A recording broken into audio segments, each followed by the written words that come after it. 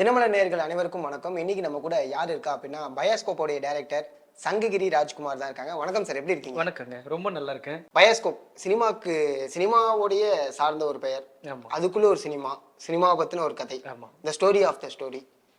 இந்த ஐடியா எப்படி வந்துச்சு? மெட்டாஃபில்ம் மெத்தட்னு சொல்லிட்டு உலகம் முழுக்க ஒரு படம் எடுக்கிறது தொடர்பான கதைகளை அப்படி சொல்லுவாங்க. வெங்காயம் படம் என்னோட முதல் படம். அந்த படம் நான் பண்ணும் பொழுது இந்த படம் எடுக்கப்பட்ட விதம் ரொம்ப பேசப்பட்டுச்சு. குறிப்பா மிஸ்கின் என்ன ஒரு டிவி சேனல்ல வந்து சொல்லும் பொழுது அவர் சொன்னாரு, இந்த படம் எடுத்த விதம் எப்படிங்கிறதே நான் வந்து ஒரு படமா, ஒரு டாக்குமெண்ட்ரியாவோ ஒரு படமாவோ பண்ணணும்னு நான் விருப்பப்படுறேன் அப்படிங்கிற மாதிரி அவர் மென்ஷன் பண்ணியிருப்பார். ஓகே. அதுக்கப்புறம் அவர் வேற படங்கள் பண்ண போனாரு. எனக்கு அது ஒரு ஸ்பார்க் இருந்துகிட்டே இருந்துச்சு. ஓகே. அப்போ இந்த படம் எப்படி எடுக்கப்பட்டதுங்கிற சம்பவங்களே ஒரு அழகான காட்சிகளா உருவாக்க முடியும் அப்படிங்கிற விஷயம் எனக்கு தோணிக்கிட்டே இருந்துச்சு. அதுல எமோஷன் இருந்துச்சு, காமெடி இருந்துச்சு, அதுல த்ரில் இருந்துச்சு. இது எல்லாமே நம்ம ஒரு கதையா உருவாக்க முடியும்னு யோசிச்சப்போ அது ஒரு ஸ்கிரீன் பிளே ஆர்டரா நான் பண்ணும்போது ரொம்ப அழகான ஸ்கிரீன் பிளே வந்துச்சு. ஓகே. அப்போ அதுல வந்து என்ன எப்படி எடுக்கப்பட்டது, ரசிக்கப்பட்டதோ அந்த மனிதர்களே வச்சு நம்ம இந்த படம் எடுக்கலாம்.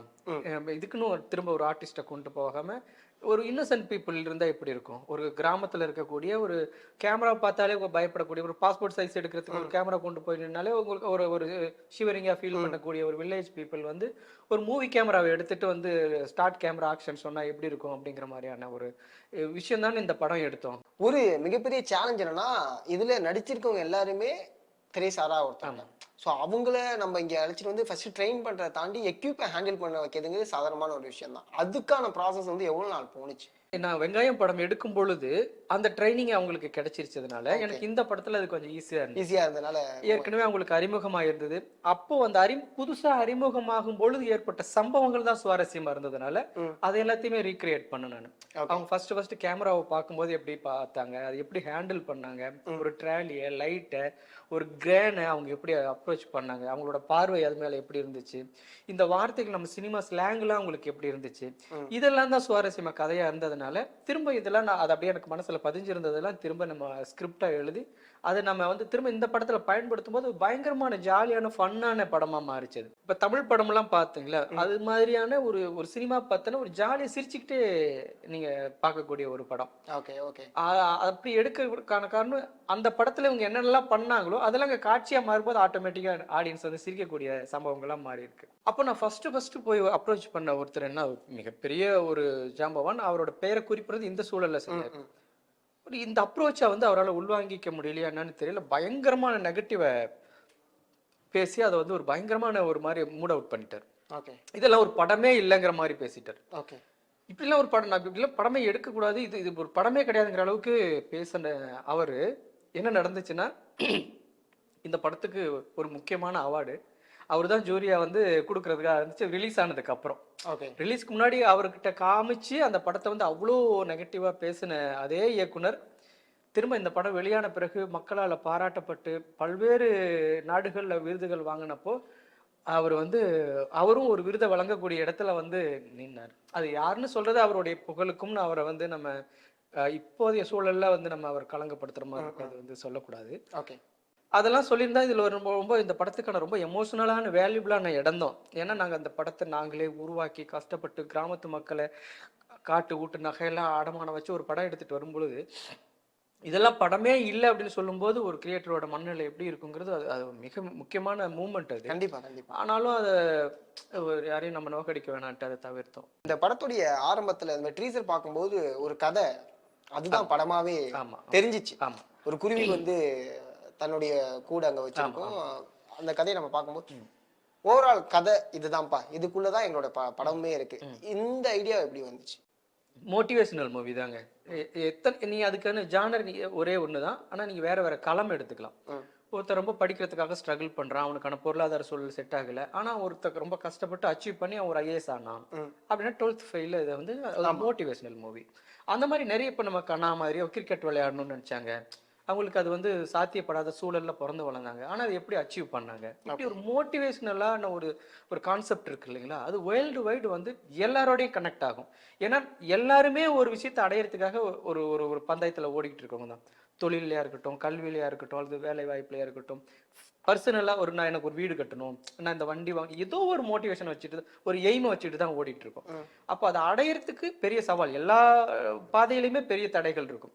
அதை வந்து ஈஸியா நீங்க கடக்க முடியும் அப்படிங்கிறதுக்கு ஒரு சின்ன பாயிண்ட் வந்து அந்த சிட்டுக்குருவி கதையில இருந்துச்சு. என்னன்னா, நான் என்னுடைய பாதையை தீர்மானிச்சுட்டா என்னோட இலக்கு அடையறதுக்கு நான் இன்னொருத்தன் வந்து எனக்கு சப்போர்ட் பண்ணுவான், இன்னொருத்தன் தான் வந்து என்னை காப்பாற்றுவான், இன்னொருத்தன் அதுக்கான வழிகாட்டுவான் அப்படின்னு நம்ம நம்பிக்கிட்டு இருக்கிற வரைக்கும் நம்ம அந்த பாதையை நோக்கி நகரவே மாட்டோம். நம்ம வரதை நம்ம பார்த்துக்கலாம். என்ன இருந்தாலும் என்னோட பயணம், என்னோட பாதை, நான் இறங்கி நடக்கிறேன்டான்னு நீ முடிவு பண்ணிட்டீங்கன்னா ஆட்டோமேட்டிக்கா உனக்கான இலக்கு கைக்கு வந்துடும் அப்படிங்கிறத சொல்லக்கூடிய கதை தான் சிட்டுக்குருவி கதை. அதுதான் வந்து இந்த படத்தோட மைய கதையாகவும் இருந்துச்சு. வெங்காய படம் எடுத்ததுக்கு அப்புறம் ஒரு பெரிய கேப். இந்த கதை உருவாகிறதுக்கான நேரம் இல்ல நீங்க ஒதுக்கிக்கிட்டதா? அப்படி இல்லை, நான் அதுக்கப்புறம் சினிமாவுக்கான வேலையே செய்யாம இல்லை, எல்லா நாளும் சினிமா வேலை தான் செஞ்சுட்டு இருந்தேன். நான் ஒன் அப்படின்னு ஒரு படம் பண்ணிட்டு இருந்தேன். அது என்னன்னா, அது உலகத்துல யாருமே எடுக்காத ஒரு முயற்சி. ஒரு படம் உருவாகிறதுக்கு தேவையான எல்லா வேலைகளையும் ஒரே நபர் செஞ்சு பண்ண முடியும் அப்படிங்கறது. இண்டிபெண்டன்ட் மூவி வளர்ந்துகிட்டு இருக்கிற அந்த காலகட்டத்துல இண்டிபெண்டன்ட் மூவியோட எக்ஸ்ட்ரீம் அட்டெம்ப்ட் அப்படின்னு சொல்லலாம். அந்த படத்துல வேற யாருடைய பங்களிப்புமே இருக்காது. ஸ்கிரிப்ட் எழுதுறது தொடங்கி அதை அவுட் எடுத்து டிசிபி போட்டு சென்சாருக்கு அனுப்புறது வரைக்கும் வேற எந்த இடத்துல யாரோட அசிஸ்டண்டாவோ, மியூசிக், டப்பிங், கிராஃபிக்ஸ், கேரக்டர்ஸ் எல்லாத்துலேயுமே ஒருத்தர் பண்ண முடியும் அப்படிங்கிற மாதிரி ஒரு பெரிய எக்ஸ்பெரிமெண்டல் மூவியை ஒன்று கையில் எடுத்தேன். அது ஒரு 4-5 வருஷம் எனக்கு வந்து பெரிய வேலையாயிடுச்சு. ஓகே. அதுக்கான அவுட்புட் ரொம்ப சூப்பராக வந்திருக்கு. பயாஸ்கோப்புக்கு அப்புறம் பிப்ரவரியில் தான் நாங்கள் ரிலீஸ் பண்ண போகிறோம். ஓகே. அது அந்த படத்துக்கான இடைவெளி. அதுக்கு அடுத்தது நான் ஒரு தெருக்கூத்து ஃபேமிலியிலிருந்து வந்தேன் அப்படிங்கிறதுனால நான் சினிமாவுக்கு வந்த பிறகு நான் தெருக்கூத்து கலையை திரும்பி பார்க்கும்பொழுது அது இன்னும் எங்கேயோ ஒரு கிராமத்தில் நடக்கக்கூடிய ஒரு சின்ன ஒரு திருவிழாக்கில் ஒரு தெருவில் நடக்கக்கூடிய கலையாகவே இருக்கு. ஏன்னா ஜமாக்கு கூட நீங்கள் அந்த ஒரு விமர்சனத்தை பண்ணியிருந்தேன். அப்போது நான் வெங்காயம்லேயும் ரொம்ப ஸ்ட்ராங்காக தெருக்கூத்து கலைஞரோட வாழ்வியலை பதிவு பண்ணேன். அது இயக்குநர்களால் பெரிய அளவில் பாராட்டப்பட்ட ஒரு ஃப்ளாஷ்பேக் போர்ஷன் ஒன்று. அதுலேருந்து நிறைய படங்களில் வந்து எல்லாமே தெருக்கூத்து அப்படியே பண்ண ஆரம்பித்தாங்க. அது பெரிய சந்தோஷமாக இருந்துச்சு. அப்போது ஒரு இயக்குனராக இருக்கிறோம், நமக்கான இந்த டெக்னாலஜி தெரியுது. அப்போ இது அடுத்த கட்டத்துக்கு இன்றைய தலைமுறை மக்களும் குழந்தைகளும் வந்து தெரிஞ்சுக்கிற அளவுக்கு நம்ம ஏதாவது ஒன்று பெருசாக பண்ணணும் அந்த கலைக்குன்னு அதுக்கு ஒரு பெரிய எஃபோர்ட் போட்டேன். அது கடந்த மே மாதம் வந்து அமெரிக்காவில் வந்து ஒரு பெரிய கிட்டத்தட்ட ஒரு 5000 பேர் கூடின தமிழர்கள் கூடின ஒரு ரோஸ்மான் தேட்டர் மாபெரும் திரையரங்கு. அதில் ஒரு கிட்டத்தட்ட ஒரு 1000 பேருக்கு நாங்கள் பயிற்சி கொடுத்து அதை நடத்தி ஒரு கின்னஸ் ரெக்கார்ட் பண்ணோம்.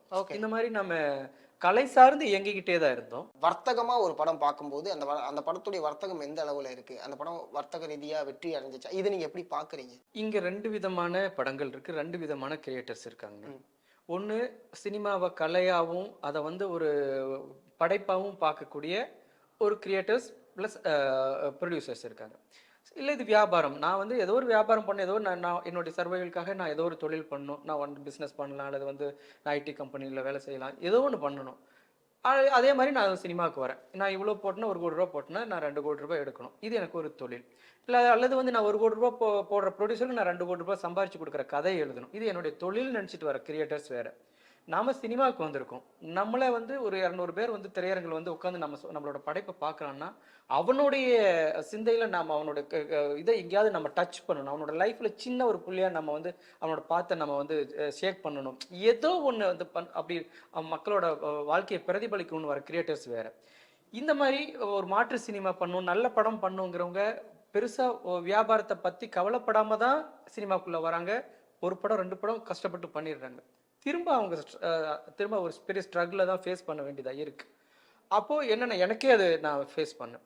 இப்போ எனக்கு என்ன பெரிய ஒரு வாய்ப்பாக இருந்துச்சுன்னா, ப்ரொடியூசர் பசார் மூலமா ஆஹா ஓடிடி வந்து கை கொடுத்து ஃபைண்ட் ஆகா தான் ஆகா இந்த படத்துக்காக ஆகா ஃபைண்டுன்னு ஒரு எக்ஸ்ட்ரா இதுனா நல்ல அந்த படத்துக்காக முதல்ல ஆரம்பிச்சது. ஆமா, ஆஹா ஏற்கனவே இருக்கு, அது தெரியும். ஆகா ஃபைண்ட் இந்த படத்துக்காக ஆரம்பிச்சு, இந்த படத்து மூலியமா. ஆமா, இந்த படம் பார்த்துட்டு இந்த மாதிரி படங்களை ஹைலைட் பண்ணி நாங்க எப்படி வந்து ரெகக்னைஸ் பண்ணி இந்த ஒரு நல்ல படங்கள், வித்தியாசமான படங்கள் இந்த ஃபைண்டுங்கள டேக்குள்ள நம்ம வந்து போடணும். ஒரு டைம் லைன் இருக்கும்ல, நம்ம காமெடி த்ரில்லர் இருக்கும்ல, இந்த ஃபைண்டு செக்மெண்ட்ல வந்து இந்த மாதிரி நல்ல படங்கள், மாற்று சினிமா, இந்த உலகத்துக்கு பதிவு பண்ண வேண்டிய கதைகள், முக்கியமான படங்களை மட்டும் நம்ம இந்த ஆகா ஃபைண்டுங்கிறத போடணும் அப்படின்ட்டு இந்த படம் இப்படி ஒரு டைட்டிலே கிரியேட் பண்ணியிருக்கு பயாஸ்கோப். அந்த மாதிரியான ஒரு எப்பயாவது ஒரு நடக்கக்கூடிய ஒரு மேஜிக் நடக்கும் பொழுது என்ன மாதிரியான நல்ல படம் பண்ணணும்னு வரவங்களுக்கு ஒரு சின்ன ஒரு ஆசுவாசம் கிடைக்குது, ஒரு சின்ன எனர்ஜி கிடைக்குது, அடுத்தது நம்ம ஒரு நல்ல படம் பண்ணுவோம் அப்படின்ட்டு. அது இல்லாமலே இந்த வியாபாரத்தில் வந்து சக்ஸஸ் பண்ண முடியாமல் போனால் திரும்ப அடுத்தது அவங்களுக்கு ப்ரொடியூசர்ஸ் கிடைக்க மாட்டாங்க. அவங்க நல்ல படம் பண்ணணுங்கிற எண்ணத்துலேருந்து அவங்களே தன்னை விடுவிச்சுக்கிட்டு வேற வேற டைவர்ட் ஆகி போக வேண்டிய சூழல் தான் இப்போ இருக்கு. இல்ல சேரன் சாரும் சத்யராஜ் சாரும் கேமியோ ரோல் பண்றதாகவும் இருக்கு. ஆமா, இது என்னன்னா சத்யராஜ் சார் ஓகே, அவர் வந்து அந்த படத்துலயே பண்ணியிருக்காரு, இதுலயும் அவர் இருக்காரு. சேரனோட கதை ஒரு வித்தியாசமான கதை தான். அவர் என்னன்னா இந்த படம் வெங்காயம் படம் எடுத்த கதையை பேசுனீங்கன்னா அது சேரன் இல்லாம அந்த கதையை எழுதவே முடியாது. வெங்காயம் படம் எங்க வந்துச்சு அப்படின்னு நீங்க அந்த அது ஒரு கதையா எதிர்பார்க்கக்கூடிய இடத்துலயே அந்த இருந்திருக்காது. இன்னைக்கு கவனத்துக்கே இல்லாம போயிருக்கும். சேரன்ங்கிற ஒரு பேர் இல்லைன்னா வெங்காயம்ங்கிற ஒரு பேரே இன்னைக்கு தெரிஞ்சிருக்காது. படத்தை வெளியிட்டு யாருமே பார்க்கல, யாருக்குமே போய் சேரல. அது ஏதோ ஒரு ஊர்ல இருந்து எடுத்த படம் என்னமோ ஒரு வர 200 படங்கள்ல ஒரு படமா போயிடுச்சு. சேரனை போய் ரோஹிணி மேடம் சொல்லி சேரனை போய் தியேட்டரில் போய் பார்த்த பிறகுதான் பயங்கரமாக பாராட்டி இந்த படத்தை அப்படியே ஸ்டாப் பண்ணுங்க, இதை நான் வேற மாதிரி ப்ரொமோட் பண்ணி மக்கள்கிட்ட கொண்டு போகிறேன்னு சொல்லி ஒரு 100 இயக்குநர்களை ஒன்றா படம் பார்க்க வர வச்சு மிகப்பெரிய ஒரு ப்ரொமோஷனை நடத்தி படத்தை மக்கள்கிட்ட கொண்டு போனேன். இப்போ அதை சார்ந்து தான் நான் இந்த கதையை எழுதியிருக்கேன். அப்படின்னா இது சேரன் எல்லாருமே ரியல் கேரக்டர். பாட்டி அங்கே யாரெல்லாம் எனக்கு பின்னாடி அசிஸ்டன்ட் டைரக்டராக இருந்தாங்களோ, யாரெல்லாம் எடிட்டிங் ரிப்போர்ட் எழுதினாங்களோ அவங்களே தான் நான் அதே கதாபாத்திரங்களாக கொண்டு வரேன். இப்போ நான் என்ன பண்ணோம் அதை நானே தான் பண்ணிட்டு இருக்கேன். எங்க அப்பா என்ன சப்போர்ட் பண்ணாரு, அது எங்க அப்பாவே தான் வந்து எங்க அப்பாவே தான் பண்றாரு. எல்லாமே ரியல் கேரக்டர்ஸ் தான். இதுல இருக்கக்கூடிய எல்லாமே ரியல் கேரக்டர்ஸ். ஆமா, அதாவது நம்ம படத்துல இதுல போடும்ல முன்னாடி இதுல வரும் சம்பவங்கள் அனைத்தும் கற்பனையே, யாரையும் குறிப்பிடணும் இல்லை. ஆனா இந்த படம் அப்படியே ஆப்போசிட்டா இருக்கும். இதுல வர்றது எல்லாமே உண்மைதான். அவங்களே தான் அது இந்த படத்துல ஒரு கேரக்டர் அது அவன் என்ன பண்ணானோ அதை தான் அவன் இதுல நடிச்சிருக்கிறான்.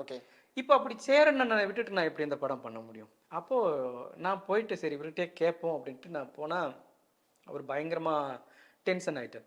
நான் எப்படி இதை பண்ணணும், நான் உனக்கு உதவி பண்ணேன், அது என்னோட மன திருப்தி, என்னோட கடமை. நான் வந்து நான் நல்ல படங்கள் பண்ணி ஒரு பேரை சம்பாரிச்சு வச்சிருக்கிறேன்.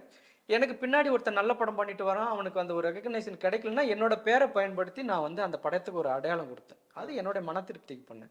நான் இப்படி பண்ணேன்னு சொல்லி திரும்ப நான் வந்து ஒரு படத்தில் வந்து நடித்து நான் ப்ரூவ் பண்ணி அது மக்கள்கிட்ட திரும்ப நான் அதை வந்து ப்ரொமோட் பண்ணணுமா, அதை நான் வெளிப்படுத்திக்கணும்னு நினைக்கிறேன். எனக்கு கொஞ்சம் கூட உடன்பாடு இல்லை, நான் பண்ணவே மாட்டேன் அப்படின்ட்டார். அப்போ நான் போய் உட்கார்ந்தா இவர் இல்லாமல் இதை நான் கம்ப்ளீட் பண்ணவே முடியாது. அதுதான் அவர் தான் ஹீரோ. அது படம் பார்க்கும்போது தெரியும். அது இல்லாமல் அந்த படம் கம்ப்ளீட்டே ஆகாது. அப்போ அதுக்கு மட்டும் நான் வேற ஒரு ஆள் நடிக்க வைக்க முடியாதுல்ல. சேரன் எல்லாருக்கும் தெரிஞ்சவர். இப்போ புதுசா ஒரு கேரக்டர்னா கூட அந்த கேரக்டர் இவர் தான் சும்மா போட்டு கூட பண்ணலாம். சேரன்கிறவர் எல்லாரும் அறியப்பட்டவருங்கும் பொழுது அதுக்கு ஆல்ட்ரேஷனே எதுவுமே இல்லை. அப்போதான் நாங்கள் ஒரு சில வேலை செஞ்சோம்.